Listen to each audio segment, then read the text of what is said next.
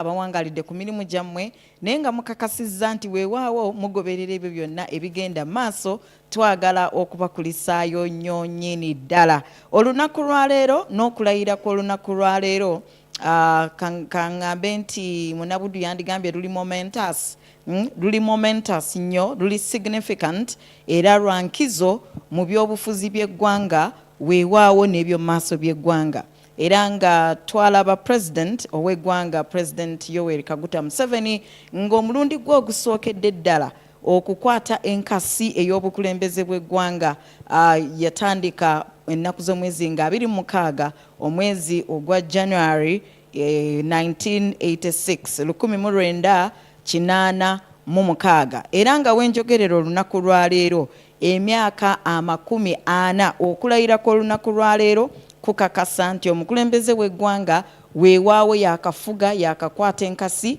ey'obukulembeze bw'eggwanga lino emyaka 40 beddu era nga twalaba general election eyasooka oluvannyuma lw'emyaka 10 nga bavudde mu nsiko era nga bawambye obuyinza from 1986 okutuuka mu 1996 tewaaliwo kulonda yali movement system weewaawo okulonda ne kugenda maaso mu 1996 era omukulembeze w'eggwanga n'alondebwa ate n'awangulira waggulu era nga ke kalulu akaasookera ddala akali official bukyanga president w'eggwanga Yoweri Kaguta Museveni yali akutte enkasi okuva mu 1986 tuli wano mu studios amanya n'eddoboozi Charity Byarugaba okubanga ate tukutuusaako entambula y'olunaku lwaleero bitambudde bitya ye performance ebadde etya mu kisanja kye tuvuddemu nga mu mwaka 2021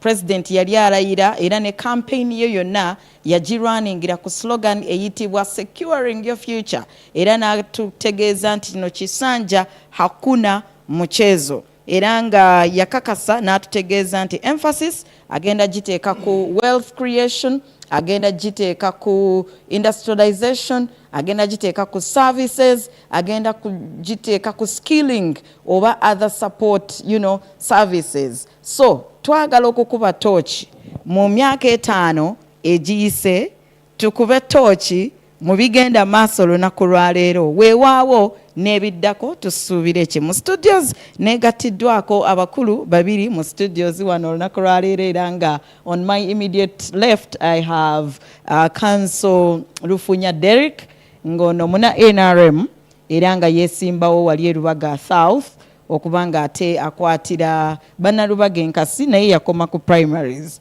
ne ate nakkiriza ebyava mu kulonda mu bulungi yes right amuddiridde si mulala wabula Spirito Buye ono nga memba w'ekibiina nkiyise kibiina tukiyite tutya mukulu ekisinde yes memba w'ekisinde ekya PLU Patriotic League of Uganda era nga emirimu gye gyawangaalira musuubuzi anoonya ssente era omulaba ne bw'ayambadde mu kifo ky'ogenda Kololo abadde wali ng'anoonya cash so be bakulu abatwegaseeko this afternoon tusanyusa okubalaba Council twale kutwegattako olunaku lwaleero aneyanzizza omukisa guno Charity ogumpeereddwa management ya Google TV waako nange contribution gyenkola ku lunaku olwaleero si bangi bannayuganda batono nnyo abageze Kololo badde batono n'abakyogerako nga abalala babawuliriza nabo baalo bato naye ndi wa mukisa nti mu budde buno era nkyebaliza Mukama Katonda kuba nti nkyali mulamu okuba witness to okiyise momentous occasion it's indeed momentous it's historical it's a leap forward going forward mu mitendera gy'okuzimba a modern state of Uganda so ndi musanyufu okuba nti mpereddwa akakisa kano era nebaza management ya Google TV olw'okumpa akakisa kano nebaza ne panelist munnange olw'okuwaayo obudde kuba today is a public holiday time endala ndi spending as our family nyogambye abadde mu kakalabya here and there netwagaliza abalabi baffe show ennungi right Spirit obuuza abalabi ba Google TV abatulaba ku Google TV musiibye mutya mwenna Charity neyanziza okumpa omukisa guno okunkyazaako mu Gugude TV era nga panelist munnange bw'ayogedde. Today is a public holiday. Twandibadde nga tuli eri nga tuli mu kujaganya naye munnange ne tugamba katujje wano mu studio za Gugude TV tuwe your views bw'aba otomanya can create something in someone's life. Yakantandikire wo nti enteekateeka z'okulayira kw'omukulembeze w'eggwanga okw'omulundi guno ogw'omusanvu ennaku z'omwezi nga 12 May omwezi ogwokutaano 2026 zizze zigenda maaso era olwajjo yabadde nga omanye abagole baba bagenda ofumbirwa babeerawo ne waliwo pre-wedding waliwo ebibeerawo nga omukolo gwennyini tegunnatuuka so twalabye ebyagenze maaso mu bbanga a drone show olunaku lwaleero obadde weetegereza ng'ogoberera ebigenda maaso in just in brief omukolo gw'oyinza gunnyonnyola otya? Indeed kino kyekintu Uganda kibadde balinda naye nga sinagenda wala nsooka first of all okuyozaayoza omukulembeze w'eggwanga olw'okuwangulira akalulu waggulu ate n'okumukulisa okumulayiza olunaku olwaleero. Leero libadde olunaku mulindwa era tutuuseeko bulungi emikolo mbadde mugiwakinga batagenzeeyo ekkololo gitambudde bulungi. So congratulations to our own His Excellency the President of Uganda kulikirayo ddala. Okuva olweggulo twadde waliwo ebintu bingi nga bitambula nga mbadde mu bimonitaringa drone show ekintu kibadde historical nnyo. Uganda bafunye experience ennungi era ndowooza buli kimu kyatambudde nga buli omu adde akisuubira. Tuzze tulaba ebintu bingi bibaawo mu ggwanga lyaffe Uganda ebirungi ebisinga ndowooza bibadde birungi though wabeera mu shortfalls naye ebisinga bibadde birungi. Ndowooza bwe tukuba mu tooki emabega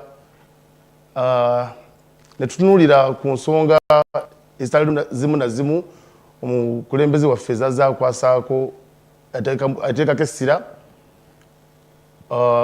for example nga security Mwami Museveni abadde agikwasizza amaanyi. Ndowooza tulina okukimwebaliza mu Uganda nti nze nga sinaana kuzaalibwa emyaka giri egyedda omuntu teyatambulanga kiro kutandika saawa 4 n'okudda kweyongerayo omuntu teyatambulanga naye saawa zino planinga olugendo olwo ng'ogenda wonna w'oyagala genda wonna w'oyagala ate n'otuuka. Osobola okusimbula saawa 8 z'ekiro saawa 5 n'ovaano n'ogenda Arua n'ovaano n'ogenda Kisoro nga teri akukubye na mukono. Bino bibaateganga baasi ndowooza kisinawo history. So first of all tulina okwebaliza creditinga president waffe omulungi olwa security gy'adda enhansinze mu ggwanga. Ate era expectations tusuubira era okukibeerezaamu tugenda kukwatawo awo tugenda kujjawo katono mu maaso awo. Twagala okutunuulira like omukolo nga bwe gutambudde in the real sense ne bino ebizze bigenda maaso bye twalabye from before even yesterday nti NRM ku mulundi guno yataddemu amaanyi mangi yataddemu amaanyi mangi nnyo era twalabye olunaku lwajjo the drone show nga bw'ogambye the first of its kind. What's the meaning behind that briefly?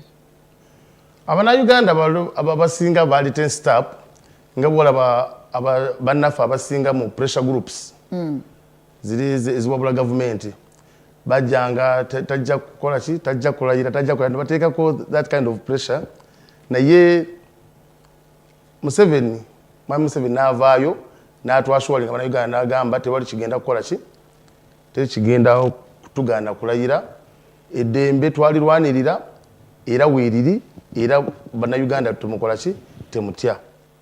So enteekateeka zizze zatandikibwa bulungi era ne zitambula bulungi era tewali kikyuse. PLU yajja ne yeegatta n'ekibiina eky'ebyobufuzi ekitwala gavumenti ekitwala eggwanga mu maaso ne twegatta ne tukolera wamu. PLU tandikiyise kibiina oluganda olulungi ndowooza twandikiyise ekisinde.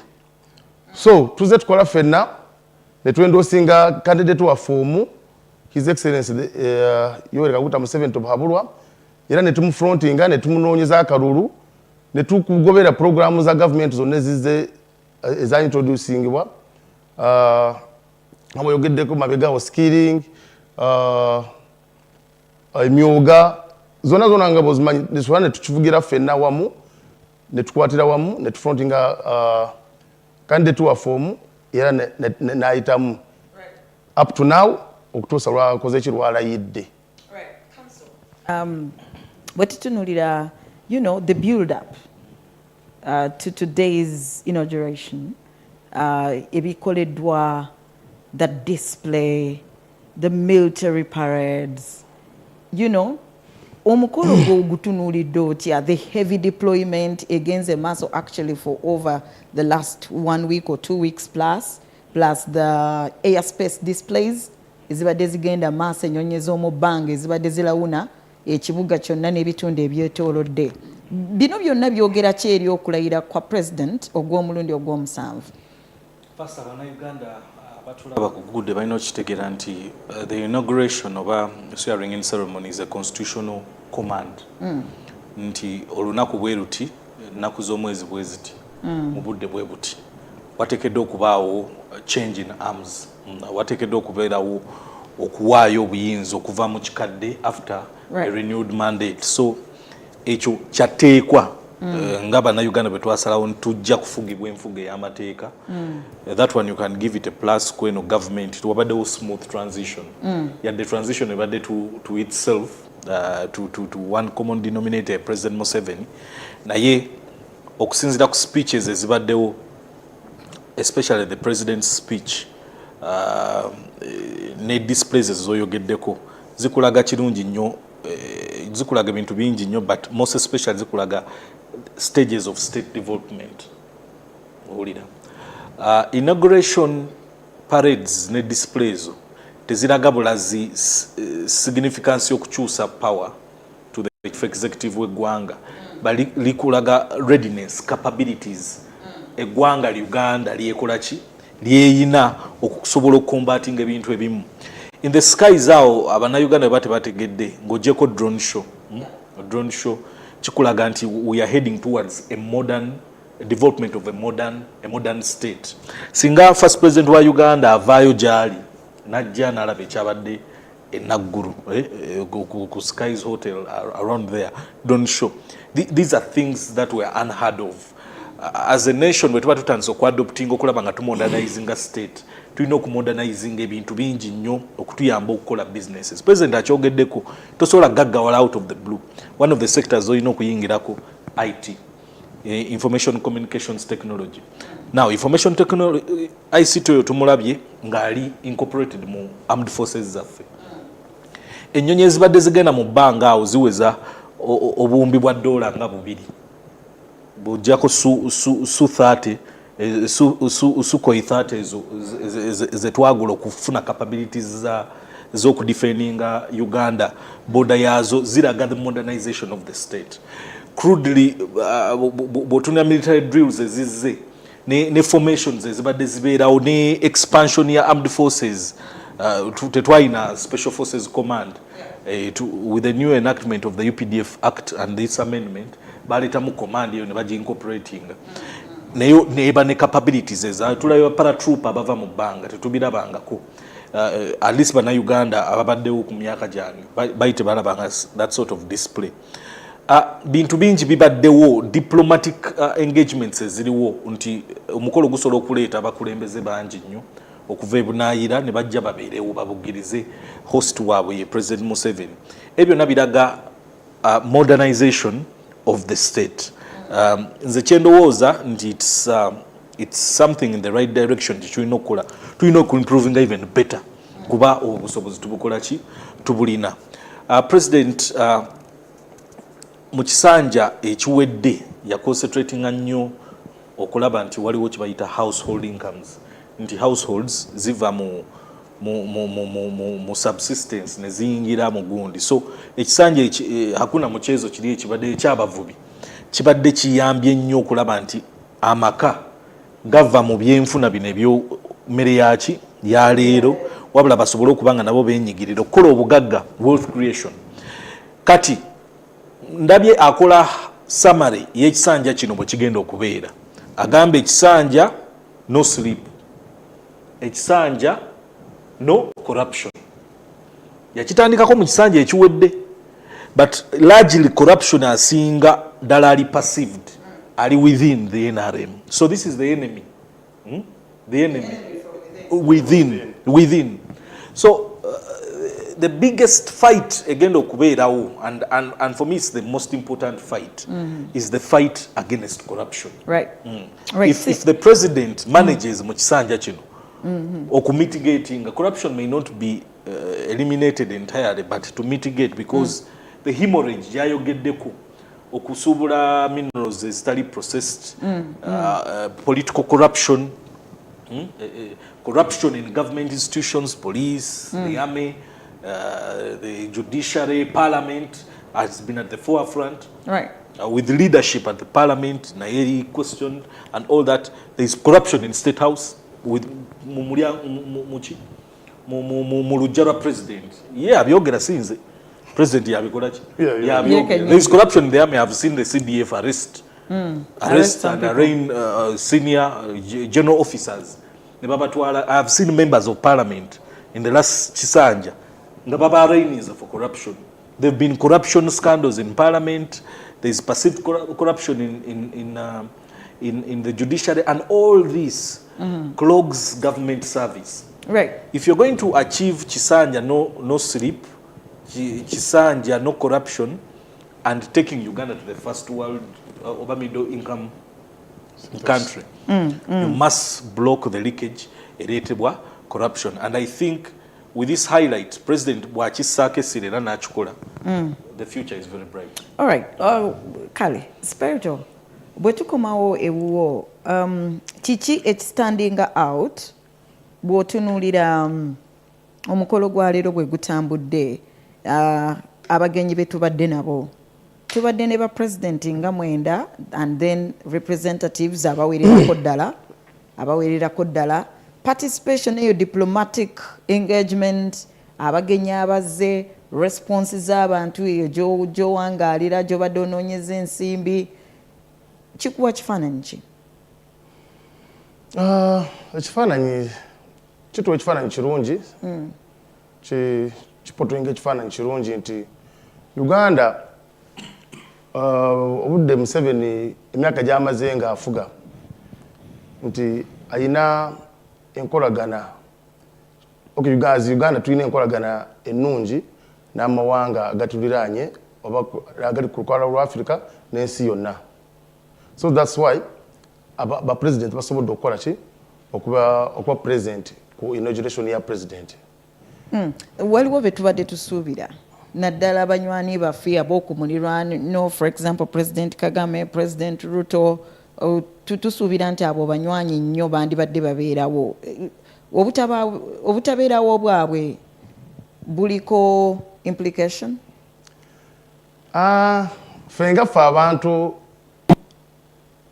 ngaffe tuyinza obutakigenda nnyo munda lwaki nti tebadde present, tukisobola kinkalininga kutwala nga political.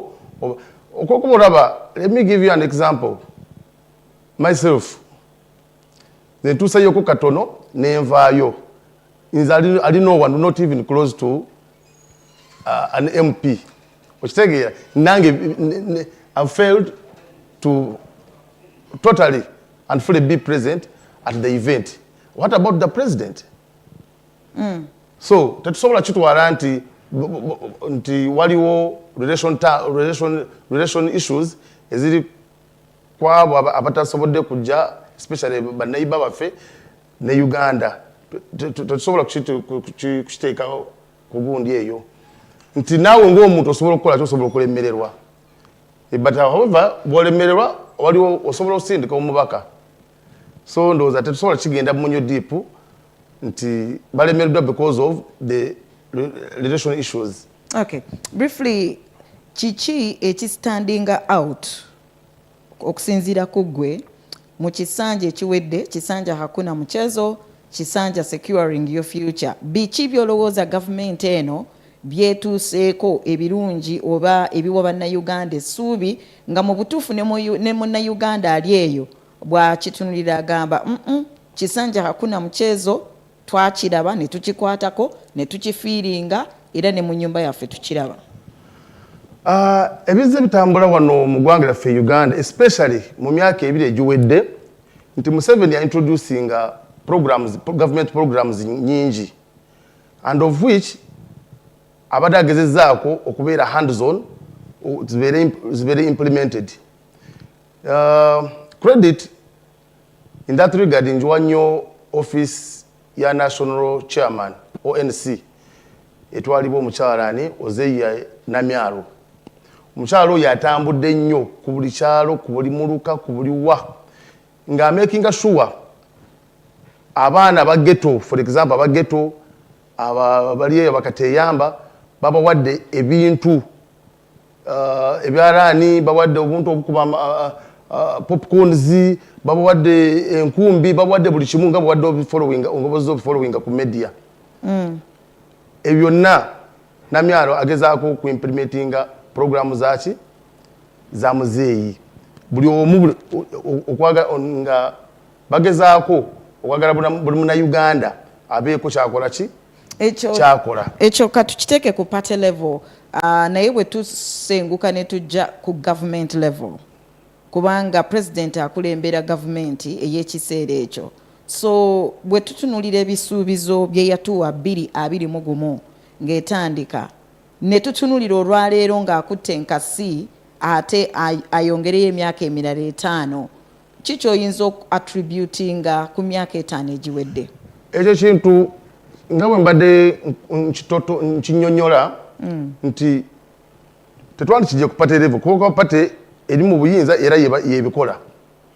Museveni emyaka 5 egiwedde ng'agenda kukwata enkasi emyaka 5 egiwedde yatusuubiza buli munnayuganda okuva mu bwavu kyoba kyetwandise wealth creation kyembadde nkunyonnyola nti yakozesa office ye ya ONC okukola ki okutuukiriza kyeyasuubiza buli munnayuganda okukola ki okumujja mu bwavu.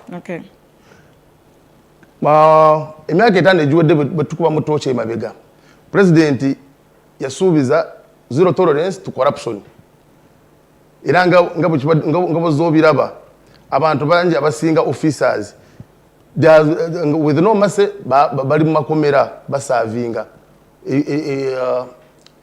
etteeka likola ogwalyo so kati era tusuubira nti mu myaka 5 egiddako Museveni gye tumukwasiza olwaleero era bw'abeerezaamu ng'alwanyisa corruption I'm telling you wanagenda ogimalira Uganda tujja kuba tumuvize to another level. Okay. Council kankomewe wuwo same question. Emyaka 5 egiyise bwe tugitunuulira ne tugamba nti olunaku lwaleero tulikola review tulikola performance review eya government ya President Museveni okutuusa olunaku lwaleero kiki ekyenkizo oba biki ebyenkizo bannayuganda bye banditunuulidde ne bagamba nti yes there is evidence waliwo obukakafu nti ebisuubizo bye twafuna ng'ekisanja kitandika olunaku lwaleero tubirabako? First and foremost, NRM government of administration ekulimbirwa General Yoweri Kaguta Museveni ina highlight flagship business yayo ebadde peace and security both around the borders and within. So NRM it is momentous okuba nti an institution or an administration has managed to keep consistency of the state without political disruptions. Emyaka 40 tugenda mu kisanja kya 7 without major political disruptions kuba bw'otunuulira ne mu UK record yetu tekola kiteriiwo ba prime minister tebasukka myaka ebiri tebasukka myaka esatu administration yaabwe eba ewanka buli kaseera. So the mere fact nti the NRM administration has managed to keep consistency without state disruptions, without political disruptions, kintu kikulu nnyo. At least tuli certain tumanyi nti omusirikale bw'akola kino olina w'ogenda si akolenga bw'ayagala bimale. Is it ability okumanaging political disruptions oba it is suffocation? Kuba tuzze tulaba ebibiina ebyenjawulo ebivaayo okubanga bidemonstratinga mu mirembe constitution ebwa bannayuganda ebbeeta okubanga balaga obutali bumativu bwabwe mu ngeri ey'emirembe naye ne tubalaba nga babeera dispersed. Luli twalaba abakyala ba woman MPs ne bakwatibwa bubi nnyo ne babeera dispersed in a very rowdy way. Ne tulaba abavubuka ba Gen Zs nga bagezaako okulaga obutali bumativu bwabwe weewaawo n'ebibiina ebyenjawulo. So is that management okwo kumanaginga oba it is suffocation of the political opponents? No, you see, if you call it suffocation, that is a substate ku kiki kyetukola ki kyetwogerako kyengezaako kugamba nti ve ekisoro katuna otuuke bayitayo South Sudan nimule ove ebutyaba ku Albert otuuke Busia. For the last 40 years the NRM has provided stability of the state. Ompuli ekyengezo okugamba nga bali mu management kale company esobola okubeerawo ng'ekola losses naye ekyali upfront. NRM kyebatasobola kubuusabuusa in the history because the state called Uganda has been characterized by state disruptions almost reaching to a level of a failed what?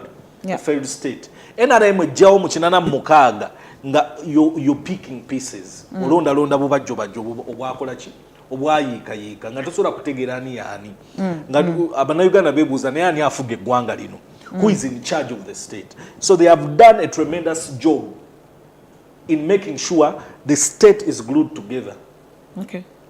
Ekyo kintu kinene nnyo nga tonayogera bintu birala nga tonayogera nguudo infrastructure nga tonayogera amasannyalaze nga tonayogera peace and stability na biki.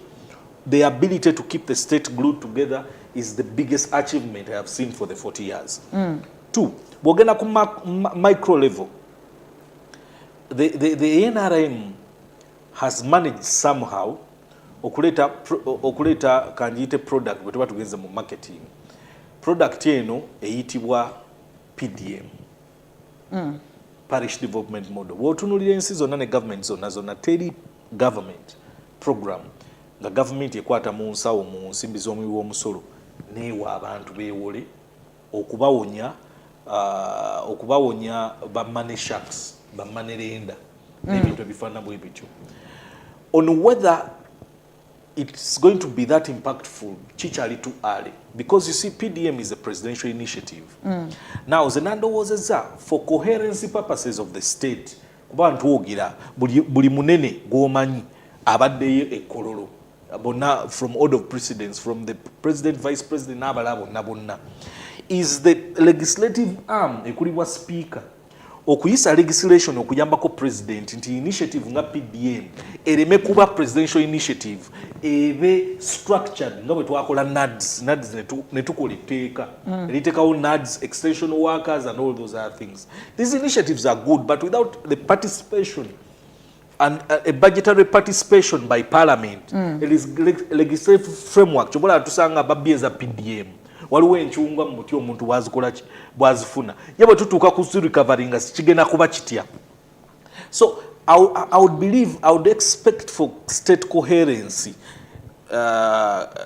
parliament ya Uganda egenda okujja 12 okubeera serious obutalambaala nga president bwakoze eki. The problem with the state of Uganda is that its state officers balambalira ku muki ku mulimu bagenda ne bakola omulimu nga balinganga abasuubula business. Governance is not business. Okitegeera mu governance temulimu kukola magoba bwe kituuka kuwa bannayuganda a qualitative service after 40 years NRM eri at the helm nga yekutte buli kimu amaje gali secure border to border suko 30 ziri waggulu mu bank gold tutumunyina deposit oyo tugenda tandiko kama tuteekeddwa okulaba ebintu ebiri as qualitative as drone show yabaddewo ku kasiki okitegeera ebiraga omutindo nti officer ne bwaba wa police ng'agenda okuwa Munnayuganda service eteekeddwa kubanga amuwa value for money omutindo okitegeera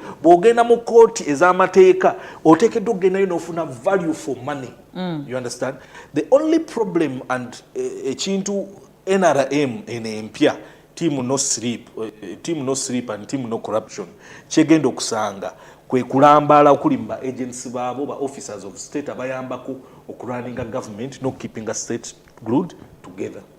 Right.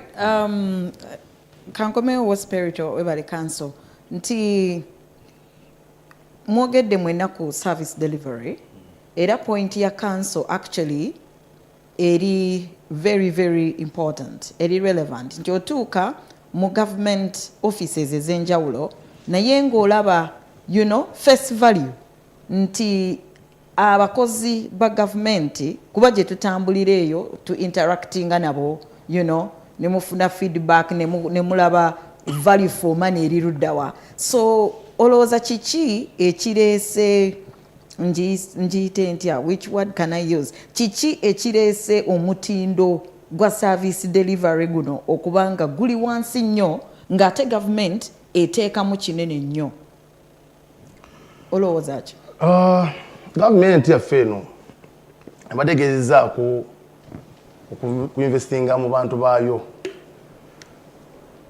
bwe mutwalako emabega wali wenvudde nti ebakoze programs nyingi esobozesa okutuusa omuntu obuweereza owansi sakoze ezikoze olabye eza borders bazikoze ezaki operational rescue PDM omuntu wawansi asobole kufuna access kuki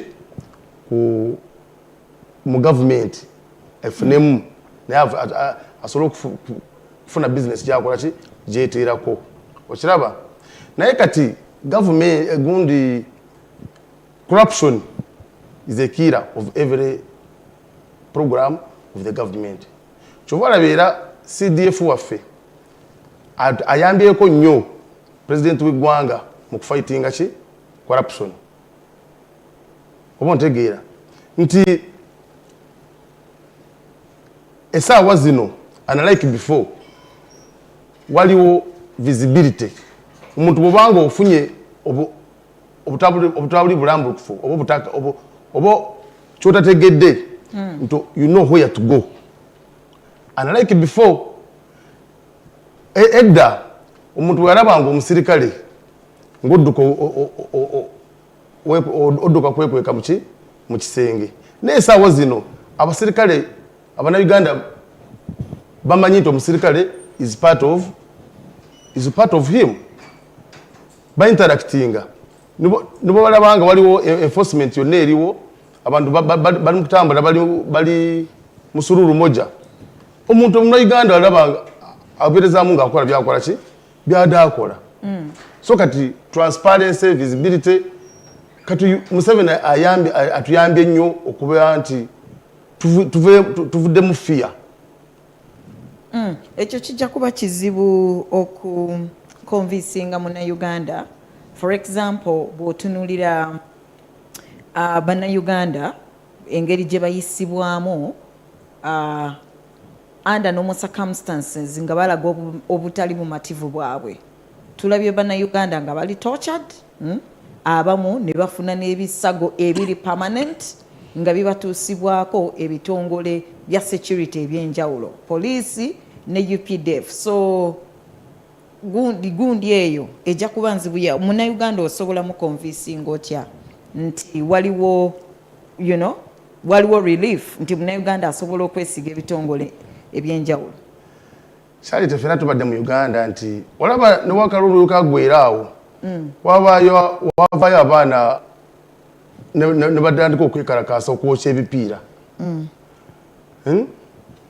kati gojagala government ekole etya egezaako creatinga peace and harmony naye kati govaayo mu lwatu oyokya ebipiira okwagala okulaga obutali bumativu ffenna bubanga olina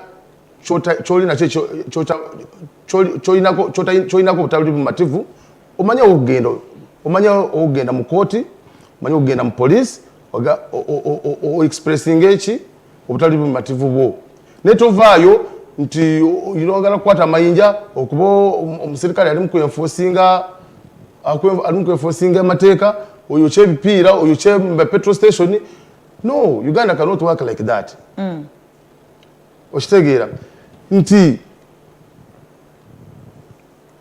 n'abalala oze olaba nti obalaba bavaayo ne beeyokya pass for example n'awayiriza amakomera nti bantu kyalingira mu komera nga baagala kusiiga ekifaananyi kibi eri gavumenti nti ekyo kyalinga abantu baayo, which is not true. Ate kyemanyi n'omuntu bwe banga enforcing etteeka engeri gy'obehavinze engeri gy'oweesizaamu nga bagenda bazeese on arrest gye bagenda okukwatamu omunamateeka azze omuntu ali mu enforcing etteeka azeese mu police has identified him or herself agamba I'm so and so from this office, so tukwagala obeeko byotunyonnyola ate otandise okugyayo omuggo omumukuba kati gwoba oyagala reacting atya in return. So ndowooza bannayuganda bwe tutegeera amateeka nga bwe gatambula tujja kutambula bulungi ate tunyumirwe eggwanga lyaffe. Webale nnyo ssebo. Council President abadde ayogera ayina ensonga zayogeddeko ez'enjawulo era ayina ebintu byakutteko zaayise 7 bricks gavumenti zeetaddeko essira ekisanja ekiwedde era nga abinokoddeyo wealth creation, infrastructure development, job creation, service delivery, market access, political and economic participation. Naye bwe tugenda let's say ku infrastructure development bw'otunuulira 1986 n'okutuusa olunaku lwa leero 2026 nti kilomita 635 ze tuyina eza tamak from 1986 okuva ku 1990 ekitegeeza nti bw'okola bw'odividinga by the 40 years kitegeeza government delivery ekoze enguudo averagely 150 kilometers per year. Ekyo kiwa kitya munnayuganda obukakafu nti at the end of the day bweba peesa eyo kwe tukolera tugenda tuuka tutya ku 10-fold strategy eyalambikiddwa mu National Development Plan Vision 2040 tugenda tuukayo tutya naye nga tutambula kasoobo. One, creation of new wealth. NRM yajja wano nga the whole economy is collapsed. Nga revenue collections is 3.2 billion United States dollars. President yagulapolingako ne kye bayita butter trade. Nga baga mulime ebijanjalo bye batusuubula batuwe sukaali oba powdered milk. Of course that it was an initiative President yagala nnyo okuvumbula namuziga naye waliwo ebintu ebiri mu economic system nga tebisoboka. So NRM yalina okutula wansi revising how to reactivate or rejuvenate the economy. Abadde akulaga real estate boom. Bannayuganda tukyasobola gamba bannayuganda bw'otunira ensozi zoyitako ng'ogende wamu ne baba mu kyalo. N'ogamba nti abannayuganda baavu.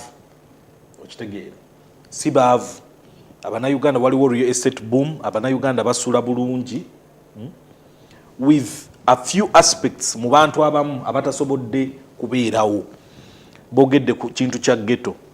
Government after 40 years eteekeddwa okulowooza ku bantu bano etandike issues to give back nga bwe yetandikidde mu PDM.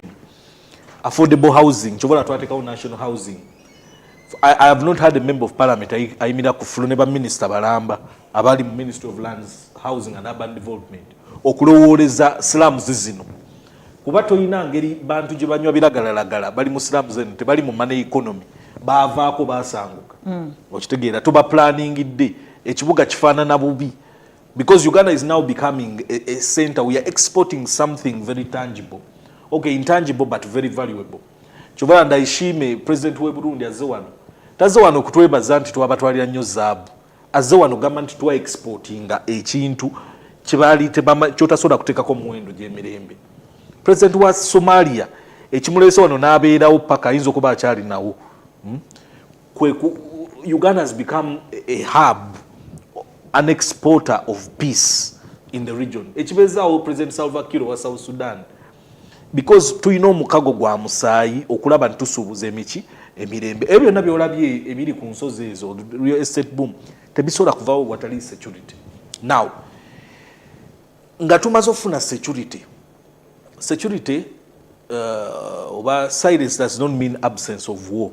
Tuyina entalo zetulwanagana nazo entalo esinga obunene za byanfuna kyova olaba kimu bibiri byanfuna. It's important but ankokutunya buli muntu alina okuparticipatinga.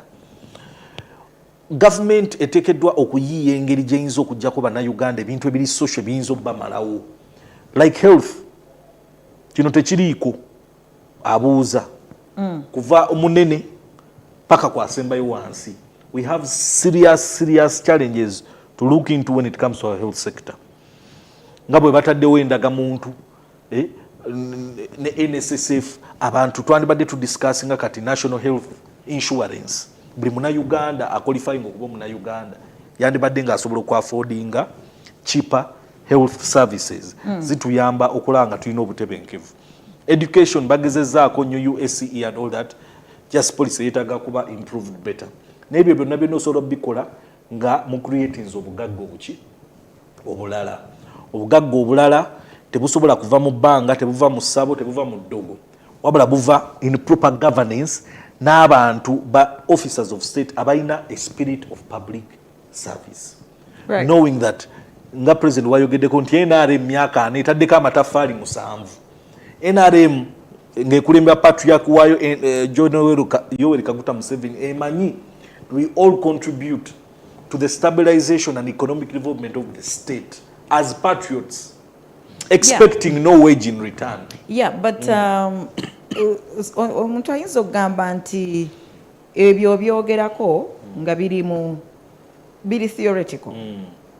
Nti woyogera ku patriotic service delivery, like tuwe ekyokulabirako kitongole ki mu ggwanga kyoyogerako nga bw'otunuulira parliament for example, you know, engeri gye bazze bakolamu emirimu gyabwe nga beeyongeza ensimbi entakera, bino byonna biraga patriotism gy'oyogerako. How are we going to achieve this? Era patriotism kyeki era abantu abo bannayuganda bali patriotic tugenda bajjawo anti kati commissioner omu akolera mu State House National Secretariat of Patriotism atera nnyo kootinga Mandela State House omukyala Helen Seku atera nnyo kootinga Mandela ng'agamba bw'okubanga okukyawa kusobola okusomesebwa n'okwagala kusobola n'okukola ki okusomesebwa, because it is mind bubbling munnayuganda alina obuyinza obulamula munnayuganda munne ng'owa poliisi n'asuula amateeka oba okwagala eggwanga n'afuga munnayuganda munne obumbula. That is a lack of patriotism. Oba si kyekyo ne bakwasa n'oba minister mu government n'oba a person in high office nodda ku mabaati g'abakaramojja n'ogazimbisa ekiyumba kye eky'embizzi. Now ekyo I think kigwa ku mutwe gwa president alonda abakulembeze abatalina spirit, omwoyo gw'obuweereza bw'eggwanga, because you see si ffenna titwatondebwa okuweereza bannayuganda, mulimu abasuubuzi simanyi oba expedito kuba yali mu PLU, Patriotic League of Uganda, but you see bw'obaamu olusuubuzi ekikubo weekiri twakuteerawo bw'osobola okugenda okola ki, naye bw'oyingira mu kuweereza abannayuganda empeera ye erina kuba ng'osanyuse ndi olaba Uganda evudde ku step gyekola ki gyerike ezze ku ndala. Let me tell you, nze ni mutabani wa mulwanyi bano abaasooka abamaama yingi ya pole kati abaliwo essaawa zino bali baafuna ki abaasulanga mu Uniport ye bwe mutunulira amagye gano ge mwagala omumodernize nga gabakuume ezo flat zemuzimbe zonna ennyumba zemuzimbe bo basula batya nga muli mu parliament when you are portion siwulirangayo member wa parliament kuba ne UPDF inaba member ba parliament mu parliament agitating on how abasirikale basula bubi abapoliisi abo n'okukuwula omuggo ne bakuwula omuggo kuba agula mu katale ke kamu naawe omusuubuzi k'okola ki k'ogulamu era atwala abaana be ku ssomero ag'ebbeeyi niye omusaala muki mutono nnyo. So how do you enhance patriotism? The country must be able to give back to those who have sacrificed service above self. Abapoliisi, abamagye, abasawo, abasomesa ki eggwanga. Of course, the country must also provide framework bakulembeze baayo, its current and former leaders, how they are treated. Ompulira ekyengezo okugamba. Naye tekibeera fair. Omanyi edda mu magye waabangawo enjogera baajogeranga nga bagamba muzee alipanga. Siasa muzee alipanga nga bagamba tobba ssente. Kuba muzeeyi byakuteekedde ebiki mu maaso eyo biki birungi. Ne kati abo ba officer aba veteran abo bayiseewo tebaweredde baana baavu. Okitegeera? How are you going to convince them nti okuweereza eggwanga waliwo empeera? Okitegeera? So I think part of rehabilitation y'Abannayuganda abalwadde obulwadde bw'okweyagaliza omululu, greed, gluttony. Okitegeera? Okuzimba ennyumba 12 naye ng'osula mu kisenge kimu. Tosobola zonna zisulamu omulundi gumu. Okugula emmotoka 10 naye ng'osobola okutambula mu mmotoka ki emu padde nga tetolowooza ku railway, tolowooza ku electric buses.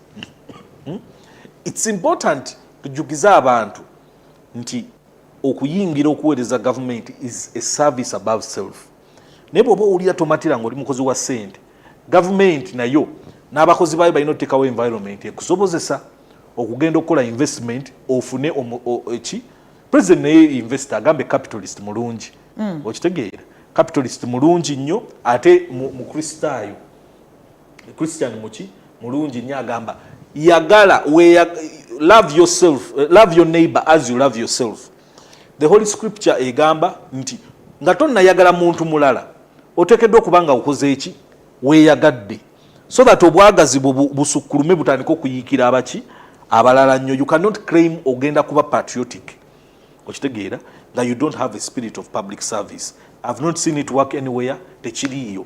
Era abakulembeze abayamba in management of the state batera kuba bantu aba balina omwoyo gw'obuweereza bw'abantu, si abo abeeyagaliza ki ebyabwe. Nammwe mubalaba abali mu government. So you appoint them at your own peril. You give them high office at your own peril. I think Gundi software wa NRM with as we wait for government for cabinet. Ajja tulaga bulungi nnyo oba it is just talk, lip service, or it is actually a team. Gundi kisanja no sleep, kisanja no corruption. Right.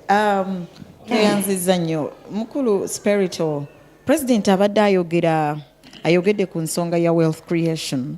Agisizaako nnyo essira. Actually bw'otunulira the pillar oba tugiyite brick nga bw'agiyise eya wealth creation evudde mu kisanja hakuna mchezo neyingira mu kisanja no sleep. Team no sleep. So naye bw'abadde ayogera akoze statement gye njagala ontangalizeemu. Ayogedde n'agamba nti there cannot be job creation without wealth creation. Ekyo kikola kitya? There cannot be? Ntewasobola kubeerawo okutondebwawo emirimu okujjako nga waliwo obugagga obutondebwawo, wealth creation. Charity, of course abantu okufuna emirimu walina okusooka okubaawo platforms ezirina okutondebwawo kubanga zitondeddwawo government abantu basobole okukola ki okufuna emirimu bafune obugagga. Omuntu yandirowoozezza nti the reverse is true. The job creation yesooka gy'oteekawo platforms eziwa bannayuganda ba graduates abangi ennyo abatalina mirimu then n'okola ki n'okola obugagga. Either way can work. Naye ekisooka kya byonna if you create wealth first kitegeeza nti amakolero gatondeddwawo, kitegeeza nti amabanka ne SACCOs zitondeddwawo, abantu bwe banaayingira ne bafuna emirimu ne bafuna ki ne bafuna emirimu ne bafuna obugagga. You get my point? So and actually ndowooza mu kisanja kino Museveni ne bw'ata creatinga platforms endala ezina creating obugagga bw'Abannayuganda ne tuteeka essira mebibaddewo the already prevailing ones they are now and when they become very well monitored bija tumala buli Munnayuganda okufuna obugagga okufuna emirimu okufuna obugagga kisobola okutumuvinga to another state of income. Okay. Tweyanziza tugenda komawo tugenda kuwumulamu katono ate tukomewo nate okweyongerayo okutunuulira ebimu ku ebyo ebirabisiddwa oba ebibadde ebyenkizo mu speech y'omukulembeze w'eggwanga bw'ayogera nti Kisanja no sleep, Kisanja no corruption. Is that achievable okusinziira ku performance gye tuze tulaba emabega yonna ne government byezze ekola ne weewaawo ne ba government officials abazze benyigira mu corruption oba obuli bw'enguzi obw'enjawulo. Era tutunuulire ne ki kye tuba tusuubira in terms of cabinet ne speakership race which is forthcoming ennaku z'omwezi nga 25. Tovaako katukomewo.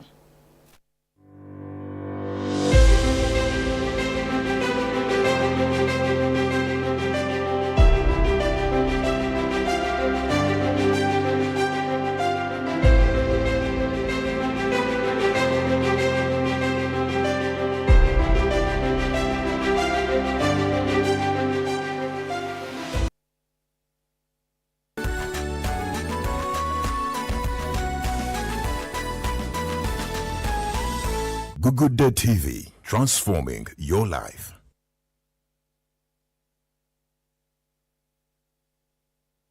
Bannayuganda twaniriza Joseph Ngoma mu konsati esoose ku Lugogo Cricket Oval nga 11 July 2026.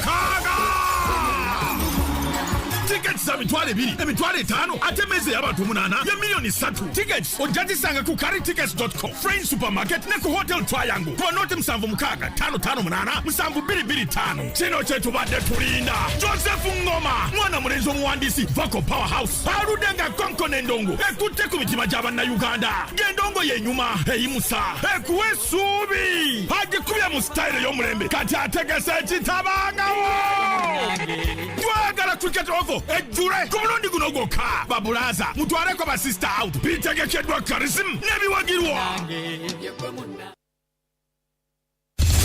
Do you have questions about your faith, about God's plan for you, about how to live a life of purpose and meaning? From the basics of Christianity to the toughest questions of our time, we will tackle it all. No question is too big or too small. So, what is on your mind? Send us your questions and we will do our best to provide answers that are both biblical and relevant to your life. Just to answer your question, yes. As a parent, whether I'm a pastor, whether I am the president of this nation, whether you are the member of parliament, you cannot abdicate your responsibility, your role as a father figure, as a mother figure in the life of your child. Don't miss this program, Ask the Pastor, every Tuesday, 8 p.m. Tosubwa ku Good Day TV.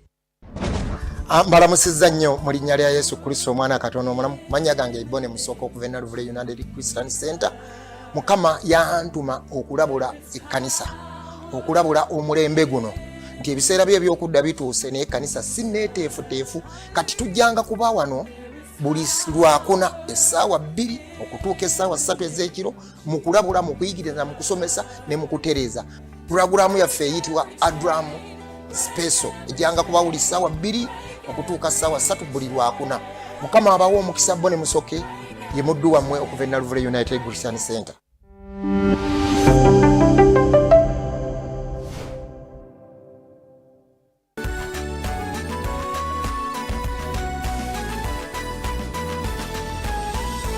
Good Day TV, transforming your life.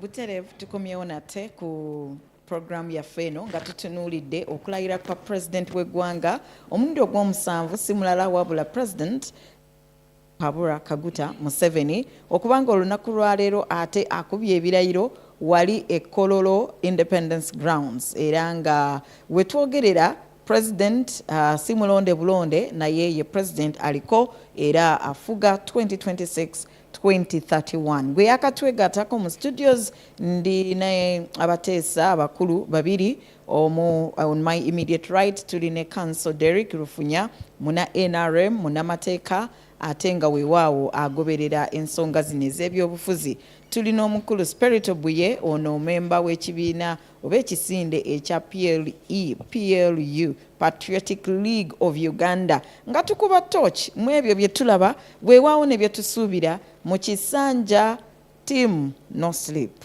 team no corruption. Kankomewe w'abakulu bano. President bw'ayogera n'agamba nti tuyingidde ekisanja team no sleep, team no corruption. Luli tubadde ne kisanja hakuna mchezo. Yes. So what is the difference? Omuntu ayinza ogamba ebibiri bifaanagana. Kisanja hakuna mchezo, kisanja no sleep. But if you fully analyze and internalize the two, tebifaanagana. Kisanja hakuna mchezo kitegeeza nti tuwali kusaaga tubuli muzannyo tulina kukola ki? Tulina kuba hands on, tulina kitegeera. Tulina kukola tuwali musaaga tuwali muzannyo. Then kati tuyingidde ki? Tuyingidde kisanja no sleep. Awo tewali kwebaka kiro na misana tulina kukola ki? Tulina kukola kuba Uganda tulina ogitwala ebere mu first middle income state. Ate kyo corruption kyo kiri self explanatory. Bajja kukwata ngo oli enguzi bajja kukugalira ojja kubinyumya. Yeah, but where is the political will ey'okulwanyisa enguzi ng'omukulembeze y'omu gwe tubadde naye emyaka 4 bweddu.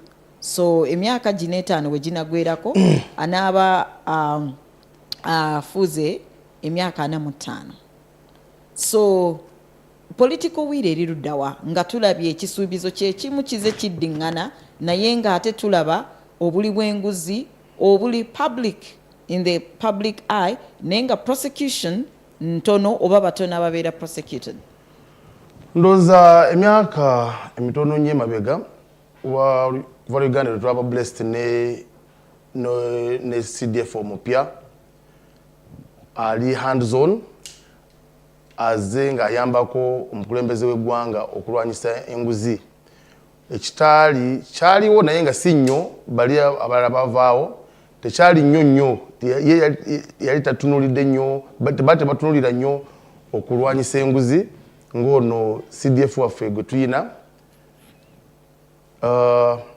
Ndowooza Uganda is a blessed country.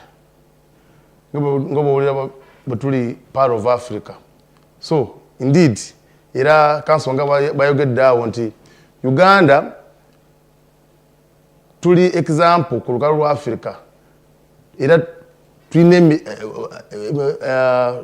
tulina emirembe mingi tutandise n'ogi-exportinga. Bapresident bazze wano ennaku eziwera era bakyaliwo bakyalaba President Museveni akikola atya okukeepinga emirembe. So the same thing bwe tuborrowinga gundi idea eyo nenkuwa right ekulaga nti Museveni wali yali nga tali ndowooza nga takifaako nnyo nga alowooza ebintu byasindika wansi bituukanga bwe birina okukola ki okutuuka naye later alone narealizinga nti oluusi tebikola ki tebituuka. President waffe omulabye wano weyadde nga talina kutandika kunoonya kalulu kano akamutuusiza ku buwanguzi ng'atambula nga yetuukira ku kyalo nga yatambula atuuka ku bantu bano abakozesa esente za PDM na interacting a one-on-one, which was not the case years back. Ng'omuntu wa bulijjo nga farmer Museveni having a one-on-one chat with the president was not there. Why?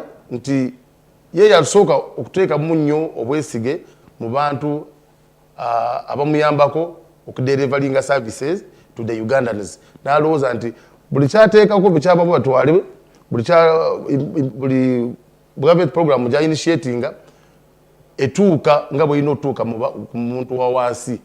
Later alone narealizing nti it is not the case n'agamba kaneekwatiremu. Museveni omulabayo mubuzi mu nnimiro ng'alaba ddala nga programs and initiating, those are presidential initiatives. Are they really working the way they are supposed to work? Oshiraba. So, ne CDF waffe. I was so mad at those abali enguzi. Taina azina zero tolerance to corruption. So, President implementation agenda kugikolera mu CDF bwe mpulira submission yo. Agenda gikola ne CDF amuyambeko n'abalala abayigirize what they are supposed to do. For example, releasing amabaati gagende Karamoja gayakoleji gayamba abantu. Of course nibagasindika through people that were supposed to deliver them. But at the end of the day twalabanga gagenze mu nnimiro zaabwe okuzimba ebyumba by'embizi ebyumba by'enkoko. Naye ojjukira nti ku abo bonna abaali ku ssaga y'amabaati sofa tulinako omuntu omu ndowooza ali prosecuted nga omusango gwawulibwa era ne judgment neweebwa. What was her position in the government by that time? Yali state minister wa Karamoja. And amabaati gali meant kugenda Karamoja. So yali okyampioninga ki? Ne tukyalina cabinet minister we, cabinet minister yandibadde omukulu nga naye avunaanyizibwa naye nga wetwogerera no action has been taken. No action has been taken. Naye jjukira nti amateeka gakola mu ki? Gakola mu walengeri gakola emitendera gyago. They will also be implicated. Right. Just the same way, walabanga ng'omusango gwa Okero gwakagwa. Abantu bali bagamba nti muntu weffe tukole tumukoleko, which was so unlawful. Naye government ne bagamba no, amateeka gagenda step by step until bwe bajjayo obujulizi bwonna mu implicating ne bamusingisa omusango. Thank you. Council, oyogedde ku nsonga ya president okuvaayo in your earlier submissions ababaka ne babaanika like ne babajjayo bali ababaka basatu abali implicated era ne batwalibwa mu kooti ne president ye kennyini from his own confession n'agamba abo n'enkola ki n'embasonyiwa. Twalaba yakola corruption work, anti-corruption work mu kibuga era baminisita abakulu ab'enjawulo ne bamwegatako. And I remember the Right Honorable Jacob Oranya was still alive. N'ayogera before his face n'amugamba ssebo ffe bali banguzi ffe abali mu government. So tulabye interventions nyingi ezigezaako ezifaanana ng'ezaagala okulwanyisa obuli bw'enguzi naye ate nga tezituuka tezigguka. Lwaki twandibadde twesiga president ko promise ey'okulwanyisa obuli bw'enguzi ku mulundi guno? First of all, yezizza bujja yeeyudde. We're not talking about gundi jajja tips jajja tips owa 222 oyo takyaliwo okitegeera in terms of mindset, ideology and all that. I think kuba you see inauguration ceremony what Watan say is not just a mere event. It is a ritual. Nga president ye bwali omukristaayo omulungi ennyo amanyi amanyi kyekitegeeza okugenda okuba ebirayiro mu maaso ga Katonda n'abantu okweŋŋanga ekintu eky'obulabe ennyo kookolo nga obuli bwaki bw'enguzi. For me nga bwe highlighting the enemy is not very far, the enemy is within. The enemy is within and the enemy is headed by what they call political corruption. President unfortunately kuba tetulina abakulembeze si bamalayika tetubajja mu bbanga tubajjamu abo bennyininyini abali baki bali benguzi. But I think ekirina okukolebwa nti corruption should be made extremely expensive. How? I think alina manual era alagidde gwe bakwasizza byonna ebyokuvunula obulwadde bw'obuli bw'enguzi chief executive. Nange kenyini I don't have an insight on how he's going to do it, but he has promised that he's going to do it. He's the chief executive. Era yeetisse olubengo olunene nnyo oluzito. Now ekyaffe number one kumusabira nti awangula olutalo luno oba alutuukirize nga bw'alukoze eki bw'alweyamiza because the ability because if you're talking about corruption is executed by highly powerful people okitegeera in the highest echelons of power. Bwetugenda ku land ownership systems bani abasengula abantu ku ttaka ogenda owulira either minister general maje wa police wa amaanyi musuubuzi wa amaanyi. These are people who are extremely powerful. Ani abaganda bagamba bwadde ne ligambibwako nnyiniryo. Ani asobola okugamba ku muntu ali powerful asobola okuleeta section nambo ba battalion n'aliteeka ku ttaka ly'omunaku okitegeera. So I think the corruption disease and cancer is within. All right. And you have to be extremely very brutal while combating it because cancer or corruption ali mu Uganda kati stage 4 yetaga chemotherapy yetaga chemotherapy chemotherapy okukalirira n'enviri ne zikola ki ne zivaako naye bw'omukwasa bw'oba casual kuba olutalo president lwalangiridde I'm sure abadde tasaagamu buki busaazi luno luli invisible luno noboleta Sukhoi olaba Sukhoi ze bayisizaawo nga balaga nti Uganda omulabe yenna ajja oba ufaanana otya tukwokya. Sukhoi tezisobola kujjawo corruption ne bwe ba combined force CDF gye yaleeta combined arms infantry special forces command gundi land forces and air force no bwobigatta the act of fighting corruption is special in such a way nti yeetaaga abantu abali committed to the fight ate nga bateekeddwa okuwa their all. So I am praying hard that mu kisanja no sleep teri kwebaka bamege sure nti buli ali enguzi tafuna ku mpeke yaki yatulo wabeerewo a public willingness okulaga nti if you are involved in a scandal of corruption it doesn't matter who you are. Right. You should be reprimanded. The law should take its course. Right. We are not recommending execution, but we are recommending due process. Nti kuba mukulu expedita yogende ku okero. I think these are some of the issues eziyinza okuyambako eliminating corruption. Obye amabati ge Karamoja obadde minister wetaaga bagenda bakutryingirewa eri mbanaku bakarachuna bali bokoze eki bogabyeko obye mulago mu cancer ward mu cancer institute bakuteekaawo olabe the evil obubi bwokola ng'ogenze n'obba ssente zaki z'abanaku. What people do not understand is that we can do that by having inclusive institutions, not extractive institutions. Right. Institutions is inability to fight, to combat that evil called corruption.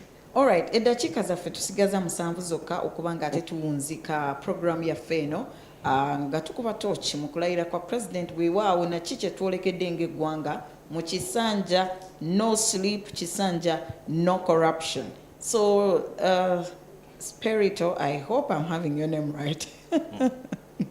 Yes, briefly mu ddakiika bbiri n'ekitundu tusuubire ki cabinet ki gye tuba tusuubira kubanga olumala okulonda speaker president kimukakatako okubanga ate actually I believe yatandika dda ng'ayanjulira eggwanga cabinet empya gy'agenda okukola nayo tusuubire eki?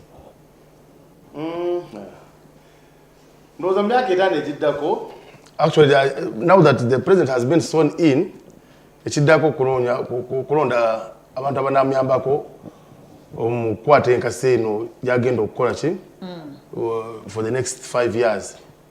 Cabinet ndowooza gye tusuubira gyensuubira mwami Museveni gyalina okukola nayo oba gyalina okulonda eliminatinge bano betwala abaali batwala amabaati g'abanaku bonna bakole ki. This is now the chance to do away with them. Atukakase nti kisanja no corruption. Exactly. Kisanja no corruption, kisanja no sleep, kino okutandika kati. Nga akola kya selecting cabinet gyagenda okukola nayo muzeeyi. Right.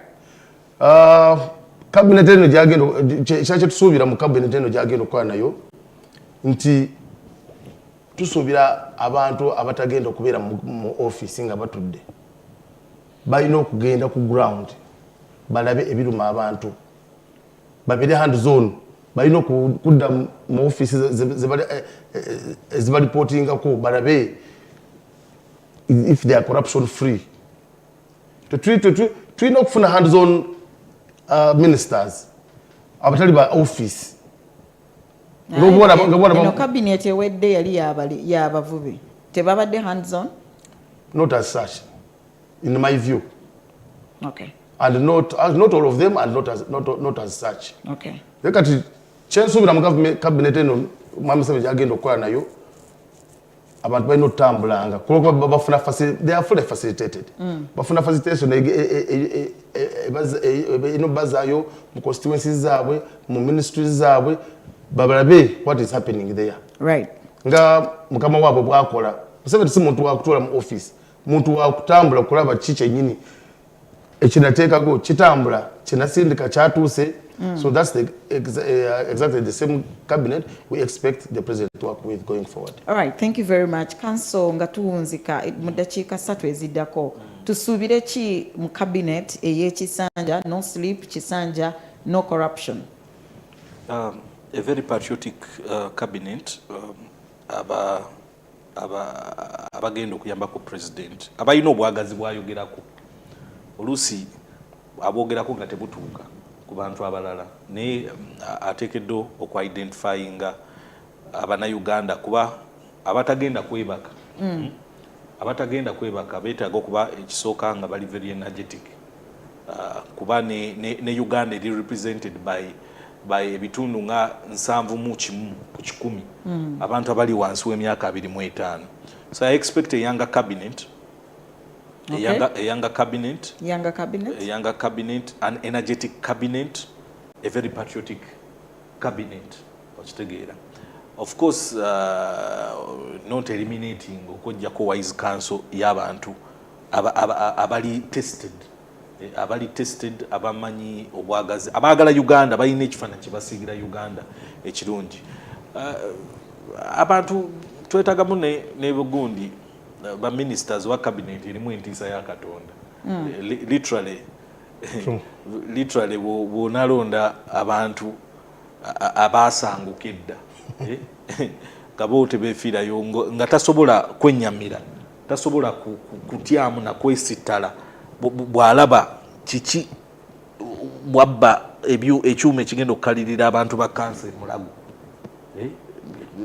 n'ateesikamu nga yafadda, okitegeera nga yafadda yalambala dda yeebakadda. So in my view bwe mba mbaddewo kumpi nga nsobola okuba president akamba nandi mugambe that's the kind of cabinet you should surround yourself with, okuyamba with team Kisanja no sleep anymore and Kisanja no corruption.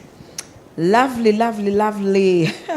Mubadde balabi balungi. Twandiyagadde okuba nga tweyongerayo ng'ate tweyongera okutunulira ensonga zino okuba zo nnyingi tetuyinza kuzimalayo olunaku lwaleero, naye obudde bwe butyo ekyo kye butusobozesa okuba ng'ate tukuba mu tooki oba nga tutunulira olunaku lwaleero. Njagala okwebaza nnyo nnyini ddala okuba ng'otambudde naffe olunaku lwonna nga tukuweereza wano okusinziira ku studios za Gugude TV wano e Makerere ku Full Gospel Church. Weewaawo abateesa baffe abagenyi baffe njagala okubeebaza nnyo nnyini ddala. Omukulu Spirit Obuye tweyanzege, Council Derrick Lufunya tweyanzege, omulabi waffe tweyanzege. Ekibuuzo ekisigala eri bannayuganda weewaawo nange ng'omuntu nti nga tuvudde mu Kisanja hakuna mchezo nga tuyingira ekisanja no sleep, Kisanja no corruption. Will the president live according to his word, to his promise?